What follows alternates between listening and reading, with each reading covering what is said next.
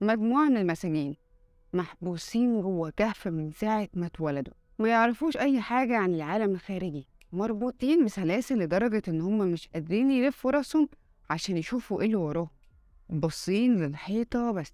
في وراهم نار صغيرة بتطلع ضوء بسيط.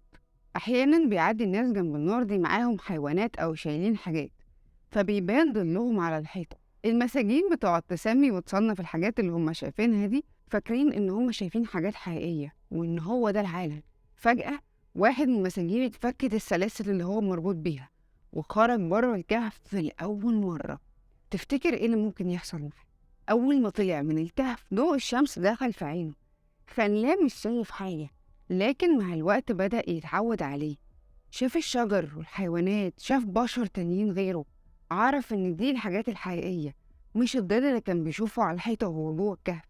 رجع تاني للكهف بسرعة عشان يقول للمساكين صحابه على اللي هو شافه ويطلعوا هما كمان عشان يشوفوا العالم الحقيقي. بس لما دخل الكهف ما كانش عارف يشوف، لأن عينه مبقتش واخدة على الضلمة زي زمان، لدرجة إنه كمان ما كانش قادر يشوف الظل على الحيطة. مساجين شافوا إن رحلة زميلهم دي خليته غبي وأعمى، وقاوموا بعنف أي محاولة منه إن هو يحررهم. القصة دي بيحكيها أفلاطون عشان يبين لك قد إيه المعاناة اللي بيكون فيها العالم والفيلسوف لما بيجي يثقف الناس. وبيقول كمان إن معظم الناس مش بس مرتاحين في جهلهم، لأ دول بيعادوا أي حد يقول لهم إن ده جهل.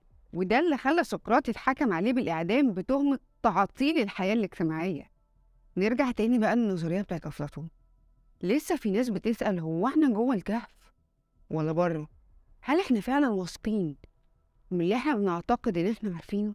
هل فعلا في يوم من الأيام ممكن بصيص الضوء يعمل فجوة في افتراضات أساسية؟ هل هتحرر نفسك وتجري بره الكهف، ولا هتفضل في أوهامك المريحة؟ هتختار الحقيقة ولا اللي انت متعود عليه؟ النور ولا الظل؟ اختيارات صعبة، بس خليني أقولك انت مش لوحدك.